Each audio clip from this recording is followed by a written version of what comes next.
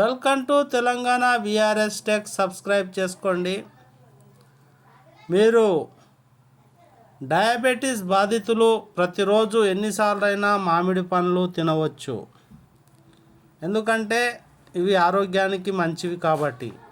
మామిడి పండ్లు చూడగానే నోరూరుతుంది, కానీ మదిమోహం వ్యాధులు కొంతమంది తినకూడదు అంటారు, కానీ వీటిని తినవచ్చు. ఎందుకంటే ఇందులో చాలా రకాలైన విటమిన్స్ ఉంటాయి. డయాబెటీస్ పేషెంట్లు మామిడి పండ్లు తినాలా వద్దా అనే అయోమయంలో ఉంటారు. కాబట్టి వారందరూ కూడా మామిడి పండ్లు స్వేచ్ఛగా తినండి. పుదీనా ఆకులు కూడా తినండి. డయాబెటీస్ కంట్రోల్లో ఉంటుంది అని చెప్తున్నాను.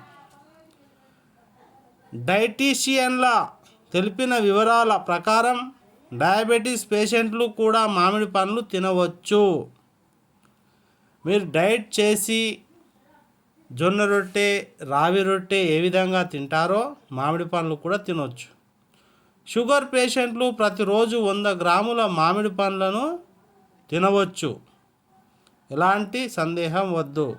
అంటే డయాబెటీస్ వ్యాధిగ్రస్తులు రోజు అరకప్పు మామిడి పండ్లు తినాలని చెబుతున్నారు. కాబట్టి మీరు ఏ అపోహలు కూడా పెట్టుకోకండి.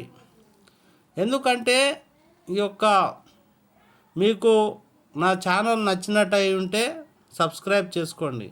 అంటే డయాబెటీస్ వ్యాధిగ్రస్తులకు మీ కేలరీలను బట్టి మామిడి పండ్లు ఎక్కువ పరిణామం లేదా తక్కువ పరిణామంగా తీసుకోవచ్చు.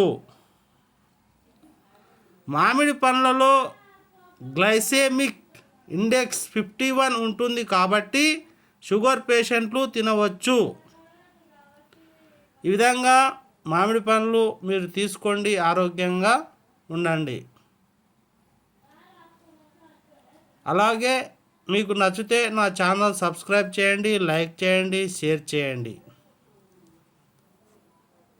డయాబెటీస్ ఒకసారి వచ్చిందంటే అది జీవితంలో ఎప్పటికీ ఉంటుంది, కాబట్టి మీరు ఎప్పుడు కూడా తినడానికి ప్రయత్నం చేయండి. ఇది ఒక డైట్. మామిడి పండ్లలో ఫైబర్, విటమిన్లు పుష్కలంగా ఉంటాయి. వెంటనే షుగర్ లెవెల్స్ను పెంచదు. చాలామంది అంటుంటారు షుగర్ లెవెల్ పెరుగుతున్నాయి, ఎలా తగ్గాలి అని. నోట్: ఈ సూచనలు మీ అవగాహనకు మాత్రమే. డాక్టర్ సలహా తర్వాతనే పాటించాలి.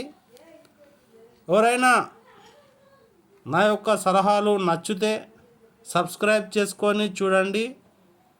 అలాగే తెలంగాణ బీఆర్ఎస్ టెక్ సబ్స్క్రైబ్ చేసుకోండి. మామిడి పండ్లు అనేటటువంటివి ఒక మంచి ఫ్రూట్గా ఎంచుకోండి. నా ఛానల్ను మీరు వెంటనే సబ్స్క్రైబ్ చేసుకుంటారని ఆశిస్తున్నాను. ఈ యొక్క డయాబెటీస్ వాళ్ళకు అమృతపాని అనొచ్చు మామిడి పండ్లను.